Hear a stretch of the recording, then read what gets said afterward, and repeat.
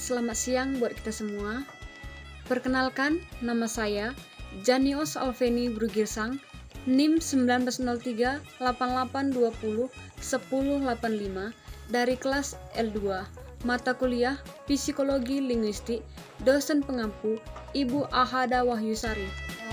Di sini saya akan menjelaskan sedikit tentang landasan neurologis bahasa.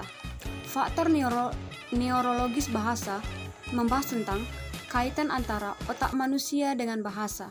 Jadi, pemahaman manusia terhadap bahasa selain berguna untuk mempersepsi ujaran, ada juga faktor yang mempengaruhi bahasa. Neurologi mempunyai kaitan erat dengan bahasa, karena kemampuan manusia berbahasa ternyata bukan hanya karena lingkungan, tetapi karena kuadrat neurologis yang dibawa sejak lahir.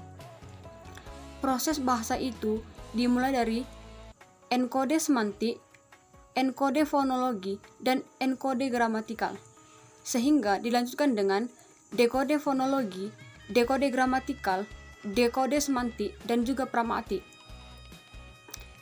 Evolusi otak manusia adalah alat center supervisor dari sistem saraf yang mengatur dan mengkoordinasi sebagian besar gerakan, perilaku, dan fungsi tubuh.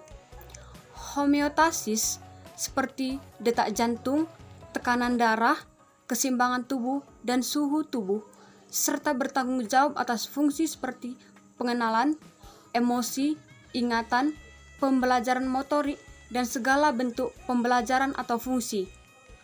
Salah satu pertumbuhan yang telah diselidiki oleh para ahli paleoneurologi menunjukkan bahwa otak dari primata, Australopithecus, sampai dengan manusia masa kini telah berlangsung sekitar 3 juta tahun. Otak manusia dan hewan. Otak manusia adalah pusat saraf untuk manusia. Otak manusia menyedot 15% dari seluruh peredaran darah ke jantung dan memerlukan 20% dari sumber daya metabolik manusia. Kaitannya dengan bahasa yang paling banyak adalah hemisfer kiri dan hemisfer kanan, merupakan pantulan cermin yang keduanya saling berkaitan, tidak dapat dipisahkan. Otak hewan itu digunakan untuk kebutuhan fisik saja.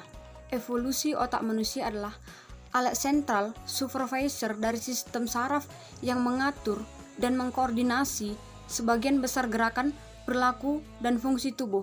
Homeostasis seperti detak jantung, tekanan darah, keseimbangan tubuh, dan suhu tubuh, serta bertanggung jawab atas fungsi seperti pengenalan, emosi, ingatan, pembelajaran motorik, dan segala bentuk pembelajaran atau fungsi.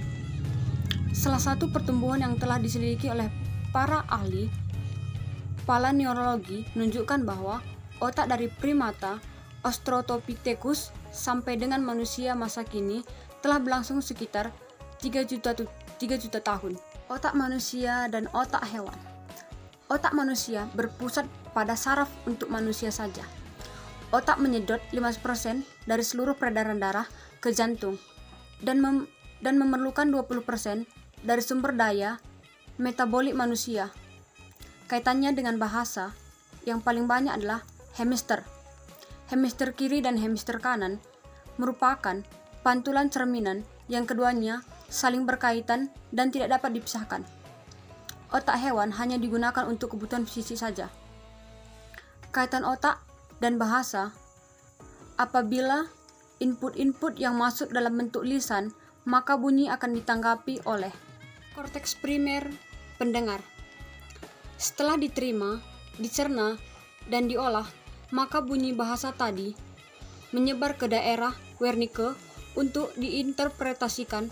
Di daerah inilah bunyi-bunyi tadi dipilahkan menjadi suku kata, frase, klausa, dan kalimat. Bahasa sinyal terbagi menjadi dua, yaitu seorang tunawicara dan tunarugu. Tunawicara menggunakan tangan dan jarinya untuk menggerakkannya menjadi alat berkomunikasi. Bahasa sinyal ini sangat diperlukan bagi seseorang yang terkena tunawicara dan tunarungu, di mana seseorang yang terkena tunawicara menggunakan tangan dan jarinya dengan cara menggerakkannya untuk menjadikan alat berkomunikasi. Kan seseorang yang terkena tunarungu, kita harus berbicara dengannya di tempat yang nyaman, serta mengulangi bahasa yang ingin ditujukan kepadanya. Metode penelitian otak terbagi menjadi 4. Yang pertama yaitu Sinar X. Sinar X adalah gelombang-gelombang elektromagnetik berfrekuensi tinggi yang dapat menembus benda-benda non-logam di mana sinar tersebut diserap oleh struktur tubuh. Yang kedua, CT adalah merekam berbagai imajinasi dengan komputer dan kemudian membentuk imajinasi 3 dimensi di seluruh otak. Yang ketiga, mempertunjukkan otak secara langsung. 4. MRI untuk mengukur otak dengan memanfaatkan jumlah aliran darah pada otak yang aktif. Jadi, setiap belahan otak saling mendominasi dalam aktivitas, namun keduanya terlibat dalam sebuah proses pemikiran. Sekian materi yang bisa saya jelaskan. Jika ada salah kata, saya mohon maaf. Sekian dan terima kasih.